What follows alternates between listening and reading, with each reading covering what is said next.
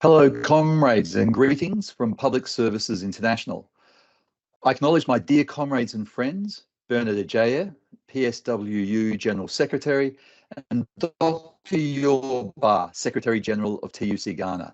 As the newly elected General Secretary of PSI, it gives me great pleasure as my first official greeting to a union congress to send solidarity greetings on behalf of the 30 million public service workers that PSI represents to your 11th quadrennial delegates conference. And also to thank Public Service Workers Union of Ghana for their support for the working class, their contribution to PSI, and their engagement and participation at PSI Global Congress just 2 months ago. I'm particularly enthused about the theme of your Congress, strengthening public sector institutions, a catalyst for development and the role of the union. In an era of rapid global transformations and massive profits by corporations, we must fight for human rights. We face high rates of unemployment, public debt, inflation, and the privatisation of public services. And these require labour to safeguard the public sector to foster sustainable development. Our PSI Congress had as its theme, people over profits. And this highlighted also the need to safeguard public institutions, including demanding significant government investments in providing quality public services.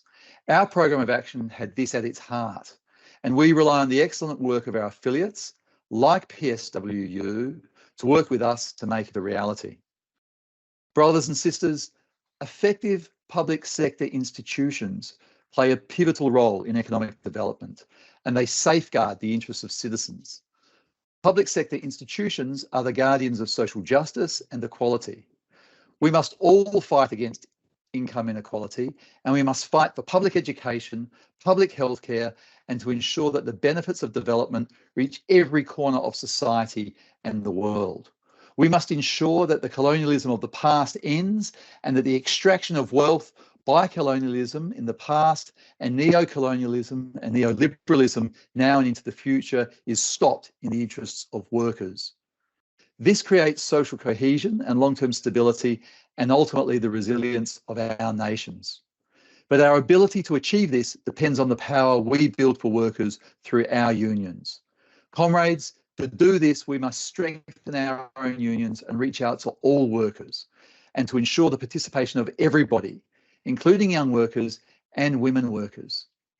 Our mission is to create democratic unions that support activism and provide alternatives that our people can believe in and unite behind.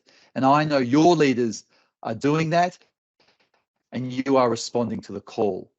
We must demand from our governments and demonstrate ourselves transparency, accountability, and continuous investment in public services. We must confront corruption head on and ensure corporations pay their fair share of taxes to generate the needed revenue for national development. And by strengthening public institutions, we lay the foundations for a nation that is just, respects the rights of workers, and is resilient against any form of pandemic or economic downturn. Brothers and sisters, our goal is clear. Onward with the struggle. Long live workers' solidarity, long live PSI, long live PSWU, and long live the workers of Ghana.